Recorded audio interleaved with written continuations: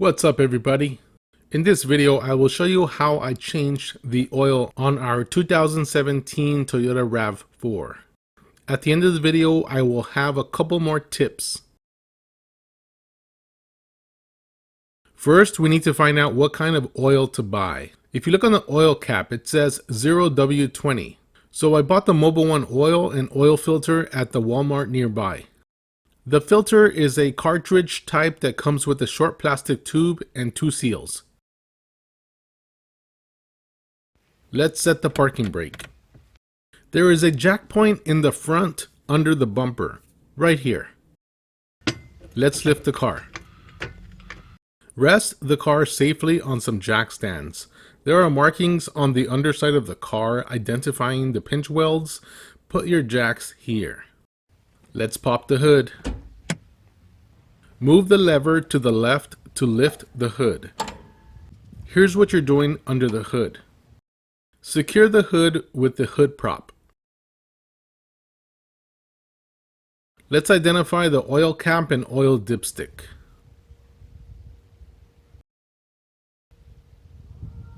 Before draining the oil, I unscrew the cap at the top so that the oil can drain out faster. Here is my oil drain pan that I'm using to collect the oil. I'm using a large piece of cardboard to slide my body under the car. Let's identify the oil drain bolt. Starting from the front, you move back on the left side. Oil drain bolt. The bolt head size is 14 millimeter. Crack it loose, lefty-loosey, then carefully unthread it. When I feel it no longer threads, I try to quickly move my hand with the bolt under and towards the front of the car.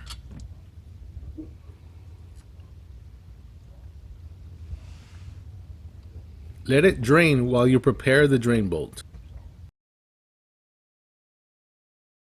Here is the bolt with a copper crush washer. You don't have to use copper. I use copper because I bought a box of them. The size of this washer matches the M12 on my box. Remove the old washer and put your new one on. There's a tiny bit of oil still coming out. You don't have to wait until it completely stops coming out. I cleaned the threads and hand thread the bolt on.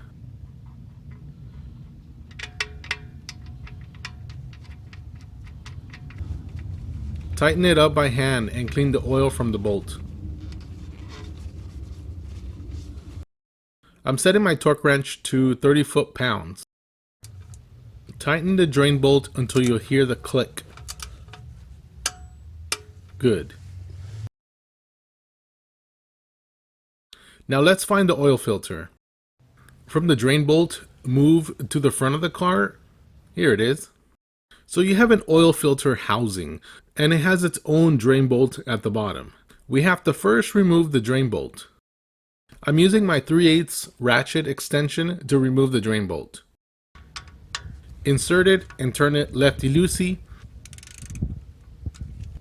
As you remove it, you might have a little bit of oil drip out. There is a seal under the drain bolt. Sometimes it comes off with the drain bolt. Okay, I'll remove it now.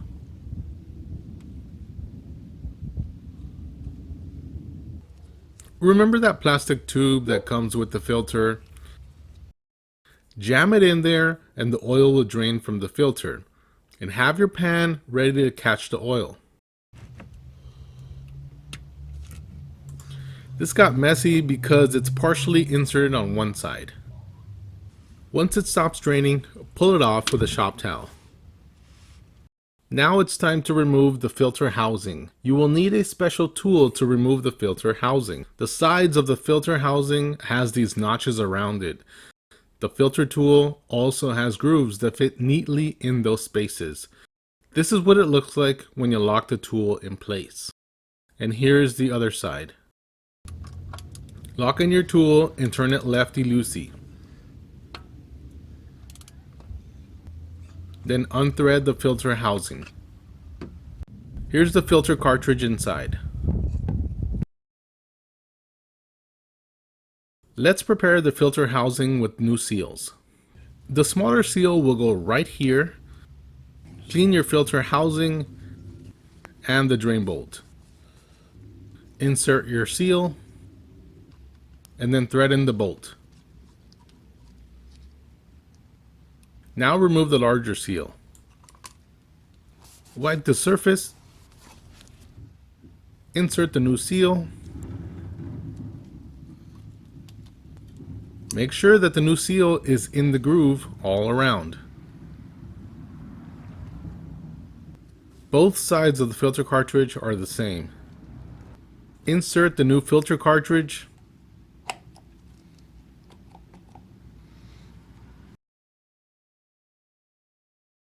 Clean the threads and the surrounding area before inserting the new filter.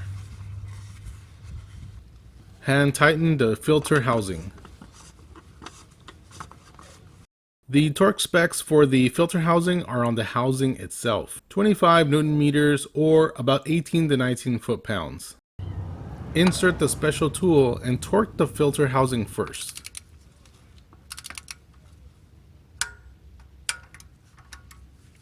My tool got stuck, so I had to reinsert the wrench and wiggle it out.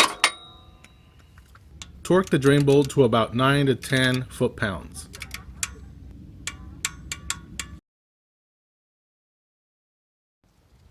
Let's add oil into the engine now. The oil capacity of this engine is 4.6 quarts. I pour in about 4.5 quarts, then close the oil cap and run the engine for about 5 or 10 minutes. I'm also checking for leaks at the cardboard under the car. Turn off the engine. Toyota says to wait 5 minutes after turning off the engine before checking the oil level.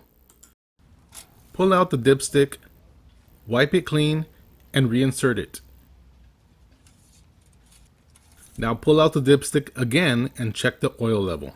You want the oil level to be between the two dots. It's hard to capture it on camera. This is the best I could do. I don't need to add any more oil. It's good. Now we have to reset the maintenance light. Turn your key to light up the dash lights without turning on the engine. Press left or right on the control switches. Select the star icon on the display. Press up or down to get to Vehicle Settings, then press the dot button to select it. Press up or down to get to Scheduled Maintenance, then press the dot button to select it. Select Yes, press the dot button. We are done. Alright, let's go over some additional tips. Make sure that you lock the torque wrench from the bottom before you start torquing in your bolts. I find that the 3/8 wrenches are more sensitive to locking. If you don't securely lock it, it might not click and you'll over tighten or even break off the bolt. You can rub some clean, fresh oil on the two new rubber seals before installing the new filter. This will help make the filter housing and drain bolt easier to remove the next time you change your oil. It's a good habit to set your torque wrench back to 0 or 1 foot-pounds after using it. I had some oil splash around when the oil was draining into my pan.